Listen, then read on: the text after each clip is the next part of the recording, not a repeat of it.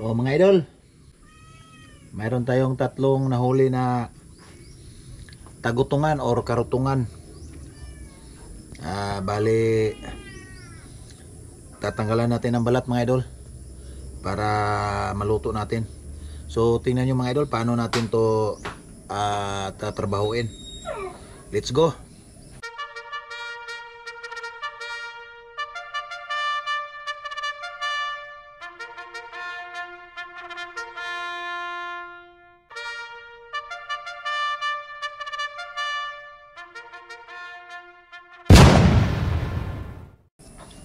Ganito lang yung mga ibaba ko muna to mga idol. Ito muna ang isa. Yan. Tingnan natin mga idol kung uubra ba tong grabe. Kutog kutsilyo rago dyan ha.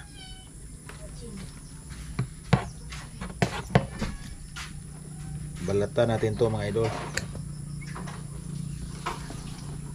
Grabe. Kapaak ko eh. Kutsilyo sabi. Ayun. Tanggal na mga idol. Tanggalin natin itong balat para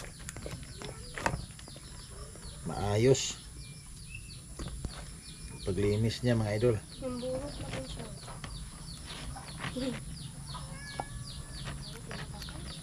Ako ya. Hindi ko mahawakan kasi maraming tinik. Ayan oh.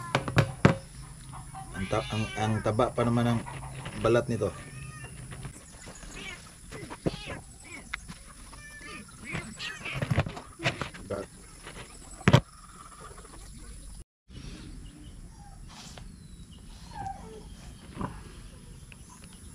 Grabe ang hirap pala balatan nito mga idol.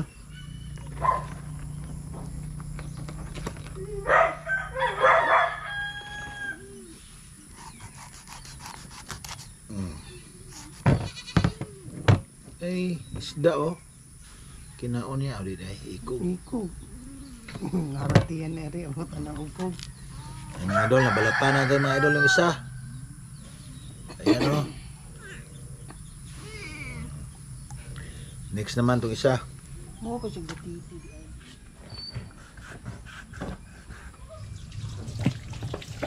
Ito na mga idol. Yung tatlo. Ating tanggalan natin ng bituka. Ayan, laman loob mga idol.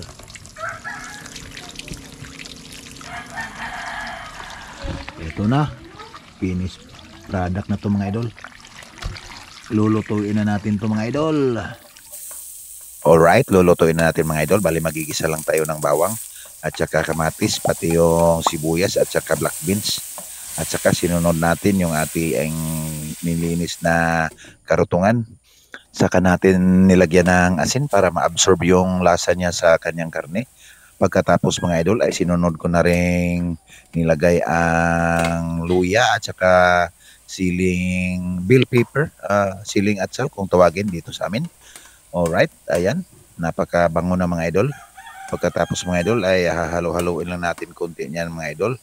Saka naman natin ilagay yung ating alimasag. May dalawang alimasag tayo dito, kaya ayan, ilalagay na natin bago natin takpan at hintayin lang natin mga idol maya-maya. Tapos saka na natin lagyan ng konting gata, yung pangalawang gata muna ilalagay natin mga idol.